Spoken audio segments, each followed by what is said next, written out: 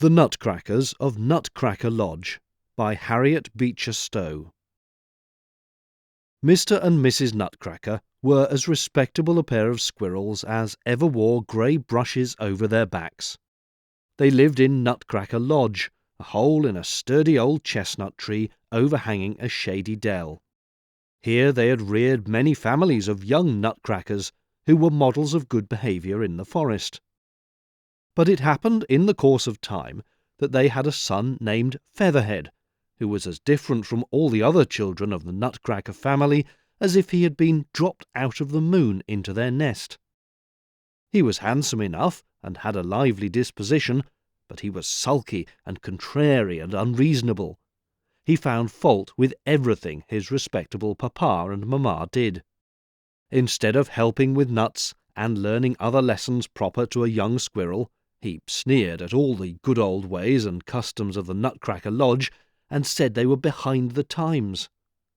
To be sure, he was always on hand at meal-times, and played a very lively tooth on the nuts which his mother had collected, always selecting the best for himself.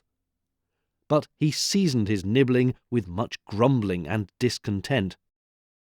Papa Nutcracker would often lose his patience and say something sharp to Featherhead, but Mamma Nutcracker would shed tears and beg her darling boy to be a little more reasonable.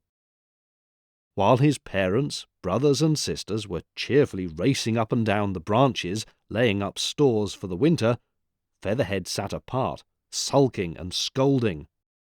"Nobody understands me," he grumbled. "Nobody treats me as I deserve to be treated.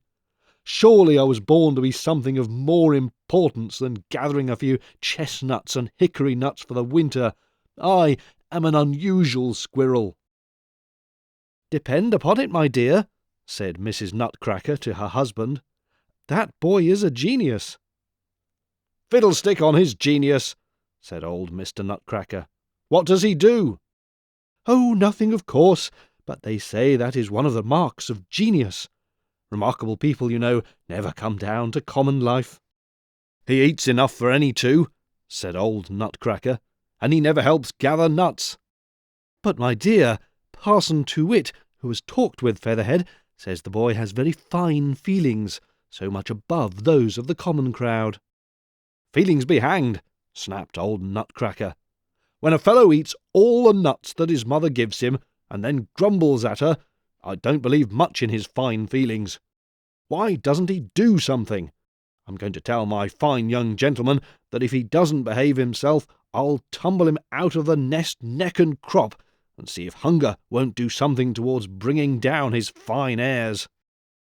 "Oh, my dear," sobbed Mrs. Nutcracker, falling on her husband's neck with both paws, "do be patient with our darling boy." Now, although the Nutcrackers belonged to the fine old race of the Greys, they kept on the best of terms with all branches of the squirrel family. They were very friendly to the chipmunks of Chipmunk Hollow. Young Tip Chipmunk, the oldest son, was in all respects a perfect contrast to Master Featherhead.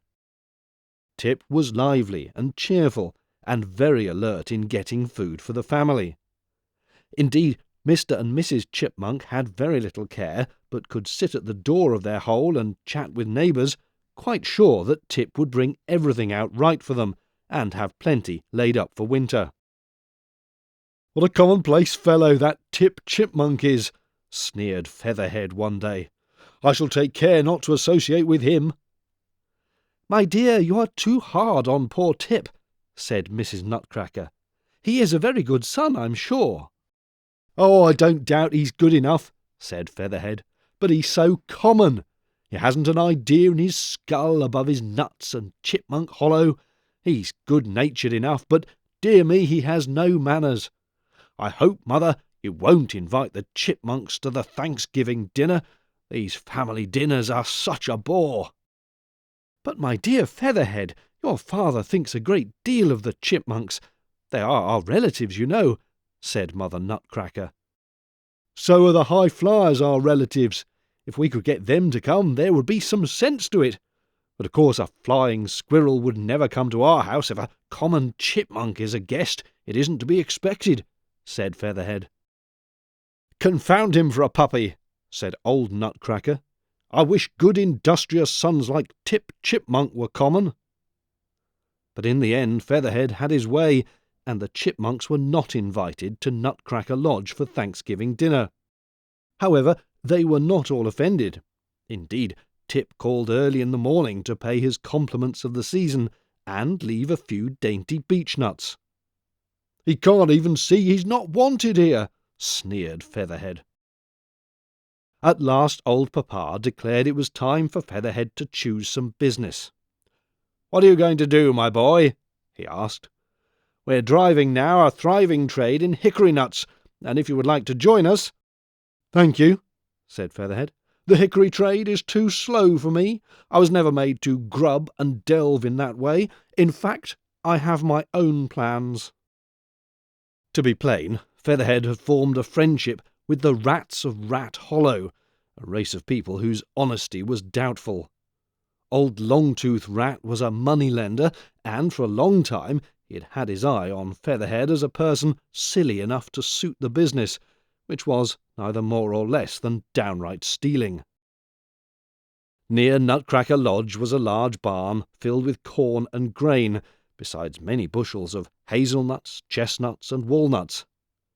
Now old Longtooth told Featherhead that he should nibble a passage into the loft, and set up a commission business there, passing out nuts and grain as Longtooth wanted them. He did not tell Featherhead a certain secret, namely that a Scotch terrier was about to be bought to keep rats from the grain. "How foolish such drudging fellows as Tip Chipmunk are," said Featherhead to himself. "There he goes, picking up a nut here and a grain there, whereas I step into property at once." "I hope you're honest in your dealings, my son," said old Nutcracker. Featherhead threw his tail saucily over one shoulder and laughed. "Certainly, sir. If honesty means getting what you can while it is going, I mean to be very honest." Very soon Featherhead seemed to be very prosperous. He had a splendid hole in the midst of a heap of chestnuts, and he seemed to be rolling in wealth. He lavished gifts on his mother and sisters. He carried his tail very proudly over his back. He was even gracious to Tip Chipmunk. But one day, as Featherhead was lolling in his hole, up came two boys with the friskiest, wariest Scotch terrier you ever saw. His eyes blazed like torches. Featherhead's heart died within him as he heard the boys say, "Now we'll see if we can catch the rascal that eats our grain." Featherhead tried to slink out of the hole he had gnawed to come in by, but found it stopped. "Oh, you're there, are you, mister?" cried the boy. "Well, you don't get out, and now for a chase." And sure enough, poor Featherhead ran with terror up and down through the bundles of hay. But the barking terrier was at his heels, and the boys shouted and cheered.